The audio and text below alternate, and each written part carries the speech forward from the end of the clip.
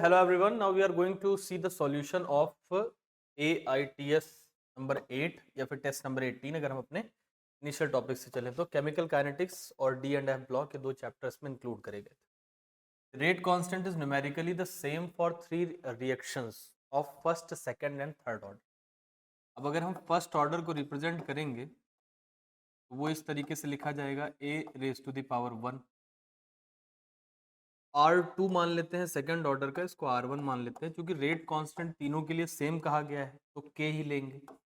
और यहाँ पे जो कॉन्सेंट्रेशन होगा उसकी पावर हमें लगानी पड़ेगी 2, क्योंकि सेकंड ऑर्डर है तो मतलब पावर 2 जाएगी। फिर इसके बाद ये अगर थर्ड ऑर्डर लेके चलेंगे तो rate constant is same and again we will be taking the power as 3। तो the rate constant is numerically the same, तो रेट कांस्टेंट को सेम कर दिया है first, second and third order respectively. Which one is true for rate of 3 reaction if concentration of reactant is greater than 1 m? अब ये जो चीज दे रखी है ये 1 m से ज्यादा है, 2 मान लेते हैं। तो 2 रखोगे तो यहाँ 2K आएगा, यहाँ पे 4K, यहाँ पे 8K, यानी R3 जो होगा it will be greater than R2 than R1। ये सही जवाब हो जाएगा, यानी तीसरा आंसर सही हो जाएगा। एक बात को ध्यान रखना है, इसको बहुत जल्दी में करते समय ये ना सोच लेना कि ये घटना हमेशा होगी। ये तब नहीं होगी when the concentration is less than 1। if it is less than 1, say 10⁻⁻2 consider कर लें तो यहाँ 10⁻⁻4 हो जाएगा which will be less and again it will be 10⁻⁻6, हाँ -8 हो जाएगा तो और कम हो जाएगा। तो कहने का मतलब ये है ये घटना हमेशा नहीं होगी। अज्यूमिंग द एलिमेंट्री रिएक्शन, किसी भी सवाल में जब ये कह दे कि ये एलिमेंट्री रिएक्शन है तो उसका मतलब ये होता है इसके दो फायदे होते हैं। एक तो पहला फायदा ये है कि हम लोग उसमें एक ही स्टेप का रिएक्शन मानेंगे, नंबर 1 बेनिफिट। नंबर 2 ये है कि एलिमेंट्री रिएक्शन जो दिख रहा है उसी से आप रेट का एक्सप्रेशन लिख सकते हैं। तो इसमें देखो जो स्टोइकियोमेट्री लिखा है, जो R लिखा जाएगा उसके बाद K लिखने के बाद, क्योंकि we have to think of iodine तो उसके आगे 3 लिखा था वो पावर में चला जाएगा। और भी लोग होंगे यहाँ पर लेकिन उनके बारे में अभी सोचने की जरूरत नहीं है। ये कह रहे हैं doubling the concentration of I-, अगर इसको डबल कर दिया गया तो आप देखो यहाँ पर 2 गुना करोगे रेट ऑफ रिएक्शन 2 की पावर 3 से जाएगा, यानी 8 टाइम्स हो जाएगा। The rate would increase by a factor of 8। Elementary reaction लिखा है तो हम लोग ये सीधे लिख पाए हैं, अगर एलिमेंट्री ना लिखा होता तो इसको सीधे लिखना पॉसिबल नहीं था। CrO4 क्रोमेट इसको बोलते हैं, CrO4 को -2। और इसको अगर आप एसिडिक पीएच देंगे, इसको एसिड से रिएक्ट कराएंगे तो ये कन्वर्ट हो जाएगा डाइक्रोमेट में। ये डी ब्लॉक में प्रिपरेशन में भी पढ़ाया गया है। और इसको अगर फिर बेसिक पीएच देंगे तो फिर it will be changed to chromate again. तो अगर आप इधर चेंज करना चाहते हैं तो एक्स शुड बी एसिडिक, यानी 7 से कम होना चाहिए। तो ये दो ऑप्शन तो हम हटा देते हैं, 7 से कम होना चाहिए। दूसरी बात यह है कि अगर उधर से चल रहे हैं तो 7 से ज़्यादा होना चाहिए, तो ये ऑप्शन भी हट जाएगा, यानी ये सही हो जाएगा। यानी इस चेंज के लिए एसिडिक पीएच चाहिए और उधर वाले चेंज के लिए basic pH. The first order reaction has a specific reaction rate of 10⁻⁻2 पर सेकेंड। तो के बराबर हमें दे रखा है, k इज इक्वल्स टू 10⁻⁻2 पर सेकेंड में दे रखा है। How much time will it take from 20 gram to 5 gram. अब देखो 20 ग्राम था, 20 से हमें 5 ग्राम करना है, तो 20 से एक हाफ लाइफ में 10 ग्राम हो जाएगा और अगली हाफ लाइफ में 5 ग्राम हो जाएगा, यानी 2 हाफ लाइफ इसको बितानी पड़ेगी। अब हम हाफ लाइफ का फॉर्मूला जानते हैं, टी हाफ बराबर क्या होता है 0.693 डिवाइडेड बाई के। के का वैल्यू इन्होंने दे रखा है 10⁻², यहाँ 10⁻² लिख देंगे तो ये बन जाएगा 0.693 डिवाइडेड बाई 10⁻²। ऊपर जाएगा +2 हो जाएगा तो टी हाफ हमारा निकल के आ गया 69.3। और हमें 2 टी हाफ बिताने हैं तो टाइम जो हम कैलकुलेट करना चाहते हैं वो हो जाएगा 2 इंटू टी हाफ। और अगर 2 इंटू टी हाफ करेंगे तो that will come out to be 138.6 second. 2 से गुणा करोगे तो 2 से 138.6 आ जाएगा। एक बात आपको याद रखनी है कि whenever the rate constant is given in a first order reaction, जैसे सवाल में मैंने देखा ये के दिया गया है के, और ये फर्स्ट ऑर्डर काइनेटिक्स को फॉलो कर रहा है, तो के is a hint of T half. आप तुरंत समझ जाया करो कि आपको टी हाफ मिल गया है, क्योंकि फॉर्मूला होता है 0.693/k। तो के मिल गया मतलब टी हाफ मिल गया, तो उस तरीके से सवाल में प्रोसीड करने की जरूरत होती है। 3a अपॉन गिव्स 2b, तो इसके लिए अगर हम लिखें तो लिख सकते हैं d/dt, और यहाँ पर लिख सकते हैं a अपॉन, तो ये 1/3 आ जाएगा और ये माइनस में जाएगा, -3 da/dt। ये बराबर हो जाएगा, प्लस का चिन्ह लगाएंगे 1/2 और db/dt हो जाएगा। तो इन्होंने मुझसे इस चीज़ की वैल्यू पूछी है db/dt की, तो ये 2/3 हो जाएगा। लिखा जा सकता है db/dt it will be equal to, minus आ जाएगा और 2/3 da/dt। तो सही आंसर मेरा हो जाएगा -2/3 da/dt। अब एक बात का इसमें ध्यान रखना है कि ये सारे रेट ऑफ रिएक्शन के expression, basically I am writing about rate of reaction, और ये काइनेटिक्स में पहले ही स्टेप में आपको सिखाया जाता है। Incorrect statement among the following is, oxidation state of chromium in chromate and dichromate same ही होती है दोनों में, +6 में ही दोनों रहते हैं। Oxidation state of manganese is different in magnet and पर मैग्नेट, यही गलत लिखा हुआ है, क्योंकि मैग्नेट और पर मैग्नेट दोनों के अंदर ही उसका ऑक्सीडेशन स्टेट क्या है, सेम है। Colour of sorry, I am sorry, ये दोनों डिफरेंट, मेरे दिमाग से बात उतर गई। तो मैग्नेट और पर मैग्नेट में ऑक्सीडेशन स्टेट डिफरेंट है, मैग्नेट में +6 और पर मैग्नेट में +7। Colour of chromate and dichromate is orange, ये गलत लिखा है, क्योंकि क्रोमेट का कलर होता है येलो और डाइक्रोमेट का कलर होता है ऑरेंज, और ये पीएच बदलने से एक दूसरे में बदल भी जाते हैं। तो दोनों का ऑरेंज नहीं है, डाइक्रोमेट का ऑरेंज है, और ये जो क्रोमेट लिखा हुआ है इसका जो कलर होता है that colour is yellow. Sol is given in NCERT. तो चूंकि हमें इनकरेक्ट स्टेटमेंट देखना था, तो third is incorrect. Unit of rate constant for a zero order reaction, ये सीधा याद रखने का है, मोल पर लीटर पर सेकंड जीरो ऑर्डर के लिए, पर सेकंड फर्स्ट ऑर्डर के लिए, और इसको उलट दो, लीटर पर मोल पर second it is for second order, और ऑनवर्ड्स चलेंगे तो पावर को बढ़ाते हुए चले जाएंगे।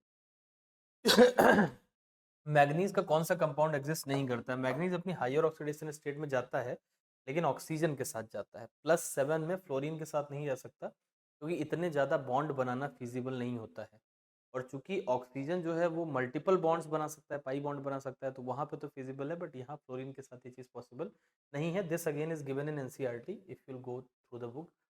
Chromium +2 is oxidising and Mn+3 is reducing in nature. देखो, अगर कोई कह रहा है कि +2 ऑक्सीडाइजिंग है, ऑक्सीडाइजिंग होने का मतलब कि खुद क्या होगा, ये रिड्यूस, तो खुद रिड्यूस होगा, तो मान लो ये बन जाएगा क्रोमियम प्लस। अच्छा, क्रोमियम प्लस जो होता है उसमें 4s1 का इलेक्ट्रॉन निकल गया है, तो अब ये 3d5 बन गया। ये सही बात है कि क्रोमियम +2 क्रोमियम प्लस बनना चाहेगा, क्योंकि d5 का इसको फायदा मिलेगा, तो ये ऑक्सीडाइजिंग होगा क्योंकि खुद रिड्यूस हो जाएगा। Mn+3 इज रिड्यूसिंग बिकॉज वो खुद क्या होना चाहता है, Mn+3। अब ये Mn+3 रिड्यूसिंग है, तो वो Mn+3 बनना चाहेगा Mn+2, तो खुद रिड्यूस होना चाहेगा, तो ये सामने वाले को क्या करेगा, ऑक्सीडाइज, क्योंकि Mn+2 में अगेन 3d5 कॉन्फ़िगरेशन देखने को मिलता है। Mn+2 इज मोर स्टेबल, तो Cr+2 is oxidising and Mn+3 is reducing in nature, ये बात गड़बड़ लिखी हुई है, क्योंकि Mn+3 रिड्यूस करने के लिए खुद ऑक्सीडाइज नहीं होगा, तो first is wrong. Candium+3 compounds are repelled by the applied magnetic field, ये सही लिखा हुआ है। Candium+3 मतलब second is correct and first is incorrect, तो मैं फोर्थ ऑप्शन के साथ जाऊंगा। In context with the transition element which of the following statement is incorrect? In addition to the normal oxidation state, zero भी show करते हैं, NiCO4 में निकल जीरो शो कर रहा है। In the highest oxidation state the transition metal shows basic character, गलत बात लिखी है। देखो, जब हाईएस्ट ऑक्सीडेशन स्टेट किसी भी कंपाउंड की आती है, किसी भी मतलब एलिमेंट की, तो वो ना एसिड की तरह बर्ताव करता है, एसिडिक बिहेवियर। इसका एग्जांपल मैं लिख सकता हूँ यहाँ Mn2O7, it behaves like a Lewis acid, तो ये गलत लिखा हुआ है, इन्होंने बेसिक लिखा है, it means this statement is wrong.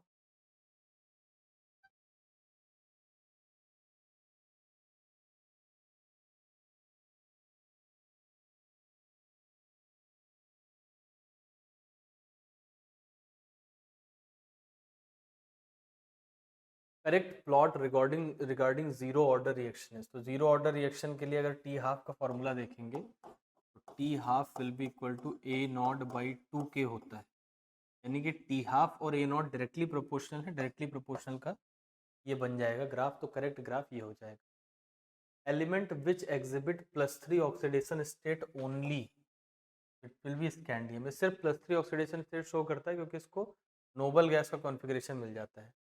Element which exhibit more number of oxidation state, तो इसके लिए मैग्नीज को मिला देंगे क्योंकि मैग्नीज की बहुत सारी ऑक्सीडेशन स्टेट है, मिडिल में आता है।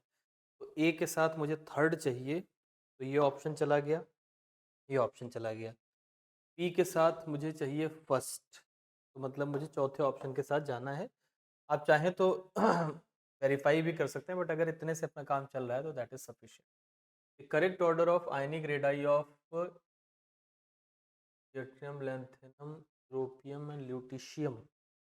तो एक तो आप जानते हैं कि जो एफ ब्लॉक यानी 4F सीरीज है कहाँ से स्टार्ट होती है, मतलब उसमें लैंथेनम को इंक्लूड तो नहीं करते हैं, बट 4F सीरीज को मानते हैं कि चलो ये यहाँ से स्टार्ट हो रहा है। अब अगर इसमें देखेंगे तो इधर से इधर की तरफ जाने पे साइज क्या होता है, डिक्रीज होता है, साइज डिक्रीजेस। और जो यट्रियम इन्होंने दे रखा है, यट्रियम, वो इनके जस्ट ऊपर आता है, यानी कि ये वाला जो है ये 6th पीरियड है, तो ये 5th पीरियड का मेंबर होता है। कैंडियम, फिर यट्रियम, फिर लैंथेनम, फिर एक्टिनियम, इस तरीके से चलता है। देखो अगर साइज का देखेंगे तो इधर से इधर जाने पे साइज डिक्रीज हो रहा है, यानी कि लैंथेनम सबसे बड़ा हो जाएगा। तो लैंथेनम को सबसे बड़ा रखना है नंबर 1, और ये चूंकि एक पीरियड पहले ही आ रहा है तो इसको सबसे छोटा रखना है, तो यानी कि सही आंसर हो जाएगा हमारा सेकंड ऑप्शन। जो एक पीरियड के मेंबर होते हैं उसमें नीचे जाने पर साइज बढ़ता है, तो साइज बढ़ने का मतलब ये हुआ कि क्योंकि एक नंबर ऑफ शेल बढ़ जाती है, तो ये तो सबसे छोटा इस वाले पीरियड के लोगों से छोटा हो गया। अब इनमें देखना है तो इसमें लैंथेनम बड़ा है, यानी लैंथेनम साइज में सबसे बड़ा हो गया, क्योंकि इधर जाने पे साइज जो होता है वो डिक्रीज होता है। When a biochemical reaction is carried out in laboratory outside the human body in absence of enzyme, then rate of reaction is obtained 10 raised to the power -6 times the activation energy of the reaction in presence of enzyme is। तो presence of enzyme में different होगी activation energy। आपको पता है enzyme क्या होते हैं, enzyme sir bio catalyst, और कोई भी कैटलिस्ट जो होता है वो क्या करता है, एक्टिवेशन एनर्जी को ही तो चेंज कर देता है। जो भी कैटलिस्ट हैं दे change activation energy. Nitric oxide reacts with oxygen, इस क्वेश्चन में थोड़ी कुछ गड़बड़ है क्योंकि ये ऊपर वाला और नीचे वाला रिएक्शन सेम लिखा हुआ है। दूसरा यहाँ पर दो ऑप्शन भी सेम लिखे हुए हैं, तो there is something wrong with this question. और an exothermic chemical process occurring in 2 steps. तो देखो सबसे पहले बोला गया है एक्सोथर्मिक। एक्सोथर्मिक का मतलब मेरा जो ग्राफ होगा उसमें जो मैं रिएक्टेंट बनाऊंगा और जो प्रोडक्ट बनाऊंगा वो इस एनर्जी लेवल से नीचे होना चाहिए, तभी तो ये एनर्जी रिलीज कर रहा है। यानी जो A प्लस बी है, ये A और B की जो एनर्जी होगी, और फाइनली जो AB बन रहा है, AB की एनर्जी नीचे होनी चाहिए। पहली कंडीशन तो ये है, तो इसमें तो ऑलमोस्ट इक्वल दिख रही है तो इसको नहीं टिक करूंगा। इस वाले में AB की एनर्जी ऊपर दिख रही है तो इसको नहीं टिक करूंगा, क्योंकि ये लोग तो एक्सोथर्मिक को ही क्वालिफाई नहीं करते। अब मेरे पास दो हैं, एक ये इस तरीके का ग्राफ है और ये इस तरीके का ग्राफ है। इसके लिए आपको क्या सोचना है, तो A plus B gives X है, ये एक स्लो रिएक्शन। स्लो रिएक्शन में ज़्यादा एक्टिवेशन एनर्जी की ज़रूरत होती है, और फास्ट रिएक्शन जो होते हैं उसमें कम एक्टिवेशन एनर्जी की ज़रूरत होती है, अभी तो फास्ट चल रहे हैं। तो यहाँ पर देखो पहली वाली एक्टिवेशन एनर्जी जो होनी चाहिए वो ज़्यादा होनी चाहिए। यहाँ देखो फर्स्ट एक्टिवेशन एनर्जी ये ज़्यादा है, और जो दूसरी वाली एक्टिवेशन एनर्जी है वो कम होनी चाहिए, तो मैं थर्ड ग्राफ के साथ जाऊँगा because it is following all the condition. The following data were obtained during the first order decomposition। तो ऑर्डर मुझे दे रखा है first, 2A gives B plus C at a constant volume at a particular temperature। Pressures दे रखे हैं, कहा गया है रेट कांस्टेंट निकालो। तो 2A gives B plus C, इसमें से C सॉलिड है, E गैस है।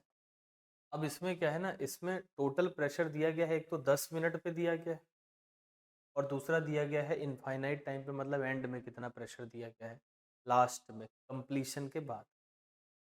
तो इसमें कुछ कुछ बातें हैं जो आपको समझनी पड़ेंगी। सबसे पहले तो ये समझना पड़ेगा कि ये रिएक्शन मान लो शुरुआत में पी प्रेशर के साथ शुरू हो, तो शुरू में तो ये दोनों नहीं रहे होंगे। बाद में जब ये रिएक्शन पूरा हो गया होगा तो सिर्फ और सिर्फ कौन बचा होगा, बी बचा होगा। एक तो ये बात हो गई। दूसरी बात ये है कि अगर मैं मान लूँ कि यहाँ से 2x घटा है तो यहाँ पे x आएगा, मान लेते हैं एट 10 मिनट्स, एट t बराबर 10। 10 मिनट बाद मैंने माना कि यहाँ से क्या घटा है, 2x, और यहाँ पे कितना आया है, x आया है। This is the information. तो 10 मिनट के बाद इन्होंने कहा है कि total pressure at the end of 10 minute is 300। Total pressure 300 है। तो मैं इसको जरा जोड़ लेता हूँ, तो it will B P minus 2x plus x, it is given 300। ये 300 दे रखा है। अब यहाँ देखो दो वेरिएबल्स हैं और दो वेरिएबल को आप निकाल नहीं सकते हो एक समीकरण से। उसके लिए आपको ये जानकारी दे रखी है आफ्टर कंप्लीशन। देखो कंप्लीट हो गया जब रिएक्शन, तो सिर्फ कौन रहा होगा, बी रहा होगा। और बी उस समय कितना बना है, 200, जब कंप्लीट हो गया। अगर शुरुआत में ये, अगर ये 200 कंप्लीट होने के बाद बना है तो ये कितना रहा होगा। अब आप देखो ये 2 से 1 बनता है, 2:1 रेशियो है। तो अगर ये शुरुआत में 400 रहा होगा तभी तो ये एंड में, बाय द एंड ये खत्म हो गया होगा और ये 200 बचा होगा। तो जितना भी ये रहेगा उसका आधा अमाउंट ये रहेगा। इनिशियली जैसे आप शुरू में इसको 20 लेके चलो तो इससे 10 ये बनेगा, इसको 50 लो तो 25 बनेगा, 100 लो तो 50 बनेगा। तो अगर इसका अमाउंट दिया गया है कि एंड में कितना बना है, तो आप अंदाजा लगा सकते हो कि शुरुआत में कितना लिया गया होगा 2:1 के रेशियो से। यानी जो इनिशियल कॉन्सेंट्रेशन है वो मुझे मिल गया 400। तो मैं यहाँ P की जगह 400 लिख देता हूँ। 400 माइनस 2x में से x जाएगा तो 400 माइनस x बराबर 300। यहाँ से मेरे पास x बराबर आ गया 100। अब अगर आपको x मिल गया है तो आप इसको यूज कर सकते हैं। इनिशियल कितना था, 400। After 10 minute p minus 2x, तो 2x मतलब 200, तो कितना हो जाएगा, 200 बचेगा ये। तो 10 मिनट में कॉन्सेंट्रेशन 4 से लेके कितना हो गया, 400 से कितना हो गया, 200। अब यहाँ पे निकालना क्या है, हमें k निकालना है। तो k बराबर क्या होता है, 2.303 बाई टाइम। तो टाइम कितना लगा है, 10 मिनट। और यहाँ पर लिखेंगे लॉग, कितना था शुरुआत में 400, कितना बचा है 200, तो 400 बटे 200 मतलब log 2 लिख देंगे। ये जो होता है ये 0.693 होता है, और इसमें 10 से भाग दे देंगे तो ये बन जाएगा 0.0693। तो सही आंसर हो जाएगा फर्स्ट।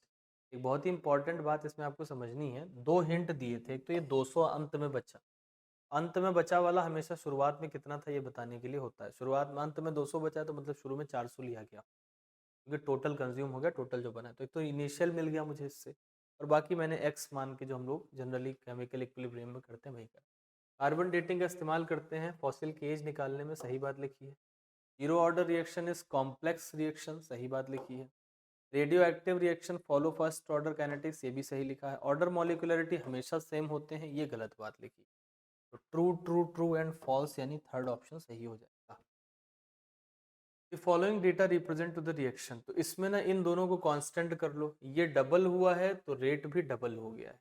यानी R बराबर हम लिखेंगे तो K और A का पावर 1 लगाएंगे, क्योंकि A डबल तो रेट डबल। अब इस दो रिएक्शन को ले लो, इसमें ये फिक्स है, ये 2 से 4 हुआ डबल तो ये भी डबल हुआ, यानी B की भी पावर 1 लगाएंगे। ये तो रेट कांस्टेंट हमने निकाल लिया। अब इसमें लिखा हुआ है rate law of the reaction is के ए की पावर, तो सही बात लिखी है। The rate of reaction increases 4 times on doubling the concentration of both the reactant, ये भी सही बात लिखी है। दोनों को डबल करोगे तो 4 गुना हो जाएगा रेट, तो सही लिखा हुआ है। अब पहले वाले को वेरीफाई करते हैं, बी एंड सी मेरे आंसर में जरूर आना चाहिए, ए को वेरीफाई करना। रेट कांस्टेंट, रेट कांस्टेंट किसी से भी निकाल लो, आर बराबर 2 इंटू 10 की power -4 is equals to 1 into 10 की पावर -2, 2 इंटू 10 की पावर -2, तो ये 2 इंटू 10 की पावर -4 हो जाएगा गुणा करके। तो k का वैल्यू 1 आ जाएगा, और यहाँ पर लिखा है 10 की पावर -4, तो this is wrong. I will go with B and C. Arrhenius समीकरण में किसके बीच में स्ट्रेट लाइन बनता है, log k और 1/t के बीच में स्ट्रेट लाइन कर्व बनता है। In first order reaction the concentration of reactant decreases from 800 to 50 in 2 into 10 की power 4 second.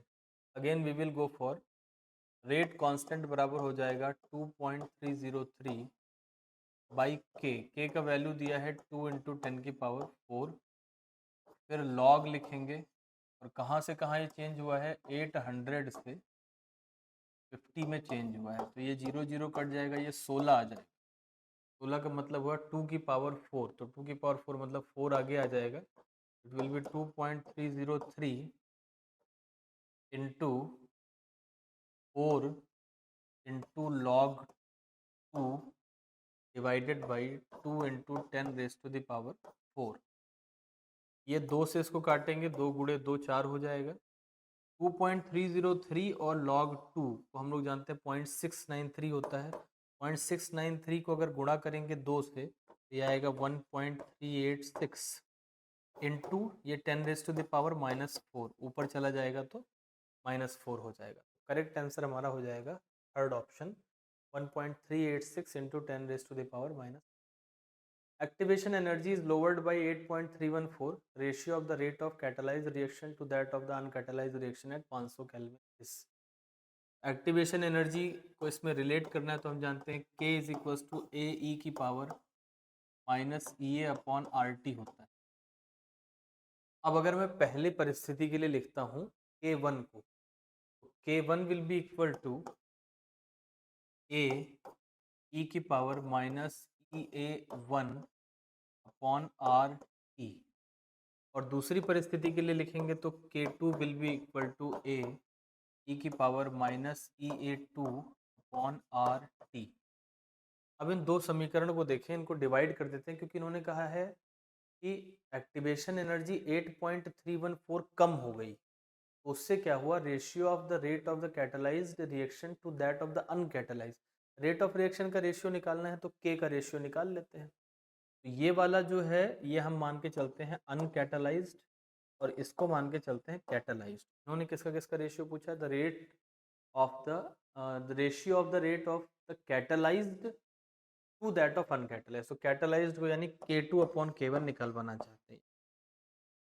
This will be equal to A और ए कैंसिल हो जाएगा, ई की पावर मेरे पास क्या आ जाएगा, K2 ऊपर की तरफ है तो ये माइनस में रहेगा और फिर लिखेंगे माइनस और फिर माइनस करेंगे तो ये प्लस हो जाएगा। It will be E A one minus E A two divided by R T, common ले लेंगे। आपको पता है जब बेस सेम होते हैं तो पावर्स घट जाती हैं, तो इसमें से अभी इसमें से इसको घटा रहे हैं क्योंकि ये ऊपर है ना K2, इसमें से इसको घटाओगे जब तो ये ई ए टू तो नेगेटिव ही रहेगा और ये माइनस माइनस मल्टीप्लाई होकर पॉजिटिव हो जाएगा। तो E A one minus E A two कर दिया मैंने। अब मुझे बेसिकली इस चीज़ को निकालना है, तो इसको निकालने के लिए मैं क्या करूँगा, E A one minus E A two. E A one कौन था, ई ए वन था अनकैटलाइज्ड और ये था कैटलाइज्ड। आपको पता है कैटलाइज्ड होने से एक्टिवेशन एनर्जी कम हो गई है, यानी ये जो चीज़ है ये कम है और ये चीज़ जो है ये क्या है, ज़्यादा। ज़्यादा में से कम हम लोग घटा रहे हैं और कितना कम हुआ है वो ऊपर लिखा हुआ है। तो ये हो जाएगा it will be equal to E की पावर 8.314 डिवाइडेड बाई आर का वैल्यू लिखेंगे 8.314 और चूंकि किलो जूल में करना है तो डिवाइडेड बाई 1000 करेंगे, वो 1000 ऊपर चला जाएगा। और यहाँ पे टेम्परेचर दिया गया है 500 केल्विन, ये दोनों कैंसिल हो जाएंगे। 500 को इससे मल्टीप्लाई करोगे तो ये आ जाएगा अल्टीमेटली ई का स्क्वायर, और ई का स्क्वायर का वैल्यू सवाल में 7.38 ऑलरेडी गिवन है, तो पहला आंसर हो जाएगा। अब इसमें एक ज़रूरी चीज़ है समझने की, सबसे पहले तो आपको समझना पड़ेगा कि आपको एक्टिवेशन एनर्जी जो लेनी है वो किलो जूल में। एक तो ये बात, क्योंकि तभी तो आप यहाँ 8.314 अपॉन 1000 लिख पाओगे, वरना यहीं पे गड़बड़ हो जाएगी। इसको काट दोगे और ये 1/500 आएगा जिसको सॉल्व करना मुश्किल हो जाएगा।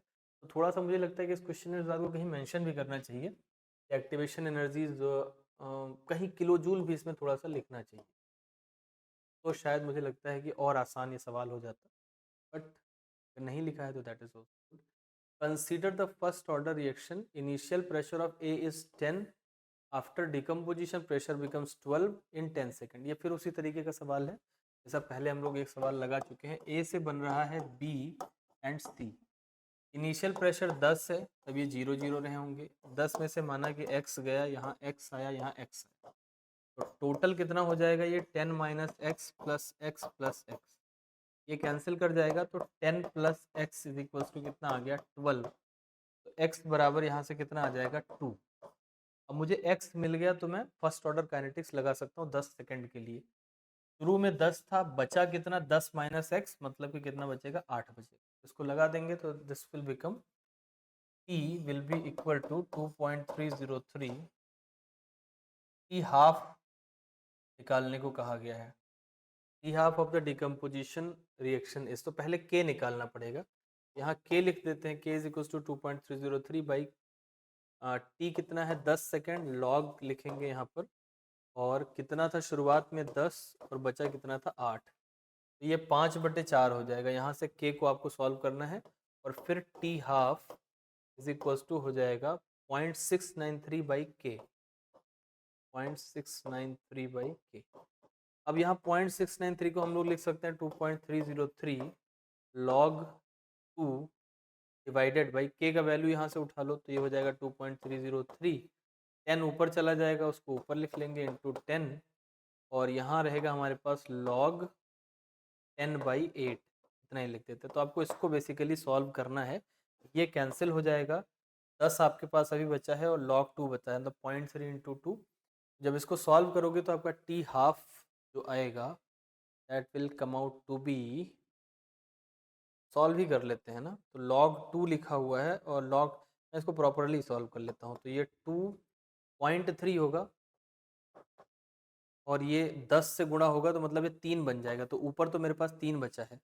और ये log 10 और log 8, तो log 10 का वैल्यू 1 होता है और माइनस log 8 कितना होता है 0.9। 1 में से 0.9 घटाओगे तो 0.1 बचेगा, तो नीचे मेरे पास 0.1 है और ऊपर है मेरे पास 3, तो ये 30 बना देगा इसको। तो the answer will be 30 second. थोड़ा लॉग सॉल्व करना पड़ेगा इसमें, log 10 log 8 इन सबका वैल्यू पता होना चाहिए, और थोड़ी मैथमेटिक्स आएगी तो थोड़ा और आसान हो जाएगा, but overall this is good. On increasing the temperature 16 गुना हो गया है 40 केल्विन पर। तो देखो माना x से शुरू किया था, फिर हुआ 2x, 2x के बाद हुआ 4x, 4x के बाद होगा 16x। 40 केल्विन तापमान बढ़ाने पे आपका 16x हो गया है, इसका मतलब हर 10 केल्विन पे डबल हो रहा था। अच्छा बीच में 8x मिसिंग, तो ये हर 10 केल्विन पे डबल हो रहा था, ये हमें देखना पड़ेगा। और जिस हर 10 केल्विन बढ़ाने पे जितने गुना हो जाए उसी को टेम्परेचर कोफिशिएंट कहा जाता है। और a first order reaction the time to complete, यहाँ पर एक चीज़ मिसिंग है, 75% रिएक्शन। 75% करने में कितना टाइम लगता है, तो 75% करने में टी हाफ का डबल लगता है, तो twice that required for 50% of the completion. 75% करने का मतलब हुआ कि हम टी लिखेंगे तो इट विल बी 2.303 बाई के लॉग, यहाँ 75% हो गया मतलब 25 बचा हुआ है, तो ये आ जाएगा कितना 4, 4 का मतलब 2 log 2, तो ये बन जाएगा 2 इंटू 2.303 इंटू log 2 बाई के, और हम जानते हैं यही टी हाफ है, it will B 2 into T half. एक तो वो 75% मिसिंग है, वरना फिर क्वेश्चन को करने का कोई मतलब ही नहीं है। तो ये first twice that required for 50% reaction, that is the correct answer. Zirconium hafnium लगभग बराबर होते हैं, सही बात है। C+4 is a strong reducing agent, reducing मतलब खुद क्या होना चाहता है, सामने वाले को रिड्यूस करना चाहता है, यानी खुद ऑक्सीडाइज होना चाहता है, ये गलत लिखा है। +4 के जो आयंस होते हैं लैंथेनाइड्स में, वो +3 में बदलना चाहते हैं, यानी खुद रिड्यूस होना चाहते हैं, तो सामने वाले को ऑक्सीडाइज करेंगे, तो ये गलत लिखा है। लैंथेनाइड कंबाइन विद नाइट्रोजन, क्योंकि +3 शो करते हैं, तो ये बात सही लिखी है। आई will go with A and C, यानी चौथा ऑप्शन करेक्ट हो जाए। न्यूट्रल और फेंटली, आपको पता है KMnO4 के लिए हम याद रखते हैं BNA बना 1 3 5, तो मतलब न्यूट्रल में 3 का चेंज आएगा, तो 3 का चेंज मतलब +7 से 3 कम कर दो, +4 में चला जाएगा, तो +7 टू +4। अगर एसिडिक मीडियम में बोलते तो +7 से +2, और अगर बेसिक मीडियम या स्ट्रांगली अल्कलाइन में बोलते तो +7 से +6 होगा, एक का चेंज आएगा। बेसिक में 1 का चेंज आता है, न्यूट्रल में 3 का चेंज आता है, और एसिडिक में 5 का चेंज। और a gas phase reaction of first order, initial pressure is P0, अब एक रिएक्शन इन्होंने दिया है ए गिव्स ई प्लस सी। शुरू का प्रेशर पी नॉट है 0 0, P naught minus X, X और X. Pressure after time T कह रहे हैं कि पी हो गया है, तो आफ्टर टाइम टी मैंने निकाल लिया, इसको पूरा जोड़ेंगे तो पी नॉट प्लस एक्स आएगा। तो पी नॉट प्लस एक्स बराबर पी दिया है, यहाँ से एक्स बराबर मिल गया पी माइनस पी नॉट। अब आप यहाँ पर देखो एक्स का वैल्यू हमें मिल गया पी माइनस पी नॉट, और P not was the initial. तो अगर मुझे लिखना हो तो मैं के बराबर क्या लिखूंगा, 2.303 बाई टी लॉग, कुल कितना लिया था, कुल मैंने लिया था इनिशियल पी नॉट, और यहाँ पे हम क्या लिखेंगे पी नॉट माइनस, ये लिखेंगे पी माइनस पी नॉट। इसको जरा लिखते हैं P naught minus P minus P not. तो इससे क्या होगा, ये बन जाएगा 2p, ये माइनस आगे जाएगा तो ये प्लस हो जाएगा, तो 2p नॉट माइनस पी बन जाएगा। यहाँ नीचे लिखना पड़ेगा 2p नॉट माइनस पी। ऐसा ऑप्शन हमें सर्च करना है, तो तीसरा सही जवाब हो जाएगा। In first series of transition metal which of the following metal can't be utilised. आपको पता है कॉपर का पॉजिटिव ई नॉट होता है, इसलिए वो हाइड्रोजन गैस को नहीं रिलीज कर पाएगा। Which of the following statement is correct? Ionization energy 1 and 2 of lanthanide are comparable with calcium। बिल्कुल सही बात लिखी है, क्योंकि ये एनसीईआरटी में दिया हुआ भी है कि दोनों की आयोनाइजेशन एनर्जी बराबर होती है। Lanthanum, gadolinium and lutetium having low value of third ionization enthalpy नहीं। Europium having maximum atomic radius नहीं, क्योंकि यूरेपियम उधर की तरफ आता है, रेडियस कम होती चली जाती है। तो आई will go with the first option.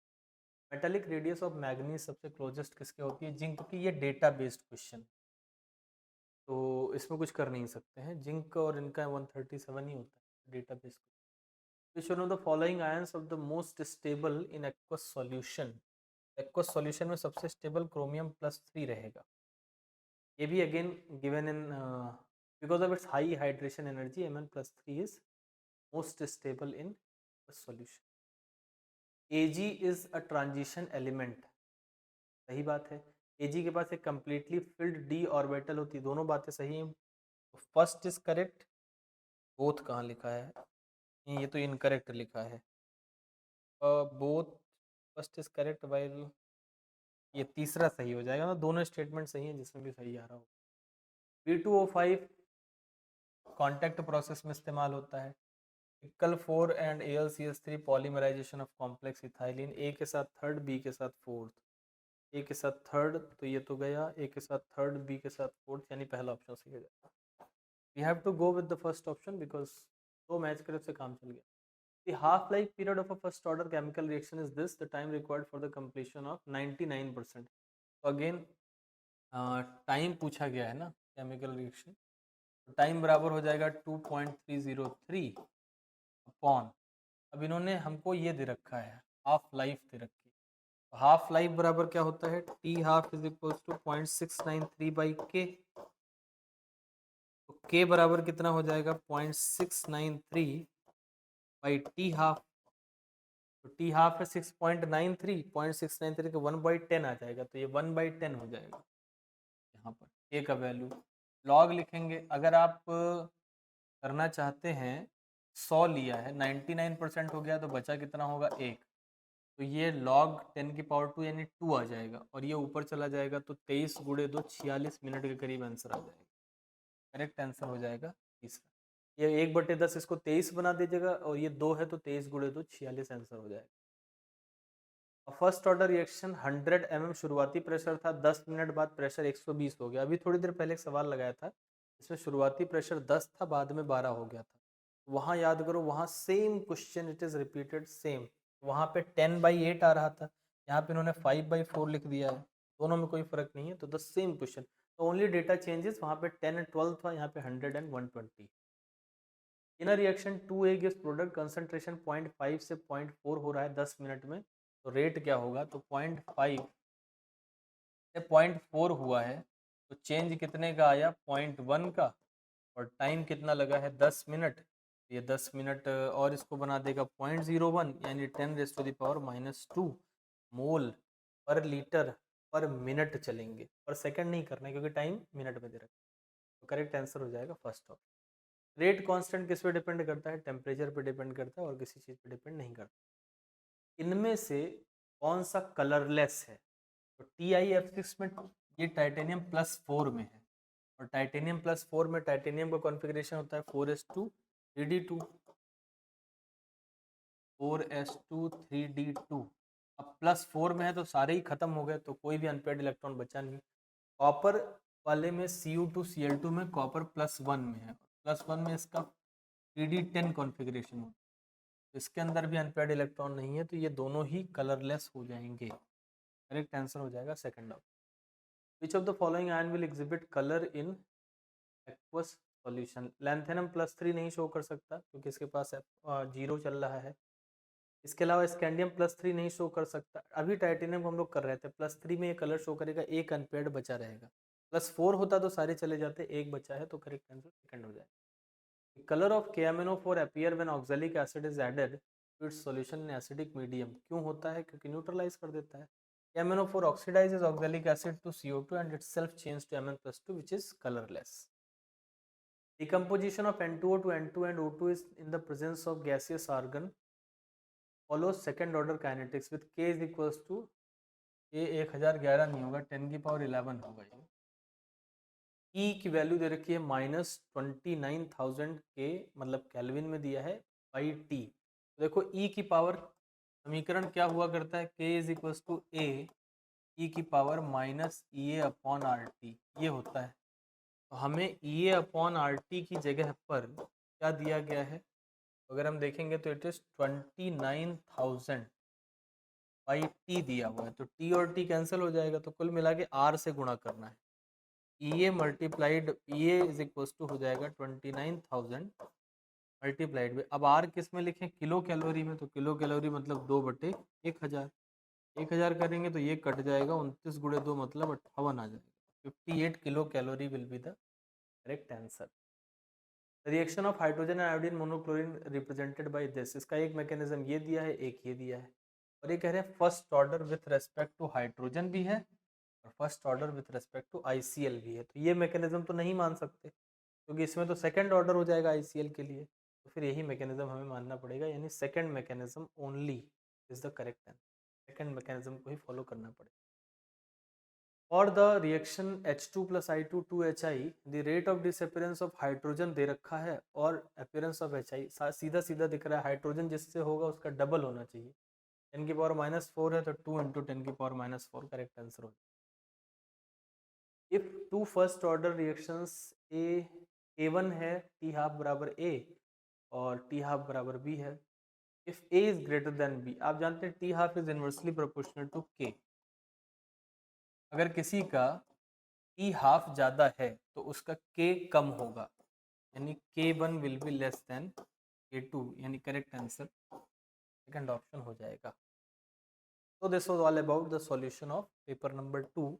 अब इस पेपर में कुछ क्वेश्चन जो थे वो काफ़ी अच्छे थे, मतलब बढ़िया सवाल थे काइनेटिक्स में। और जो काइनेटिक्स में टाइप ऑफ क्वेश्चन आते हैं ना, जिसमें आपको इमेजिन करना पड़ता है कि इनिशियल इतना था फिर ऐसे करके चलना पड़ता है, उस तरह के सवाल भी इसमें थे। तो दैट वाज आप वुड से कि बढ़िया पेपर था, 4-5 क्वेश्चन तो काफ़ी अच्छे थे। तो 40+ is again a very good score, and see you in the next solution. तब तक के लिए पढ़ाई करते रहें।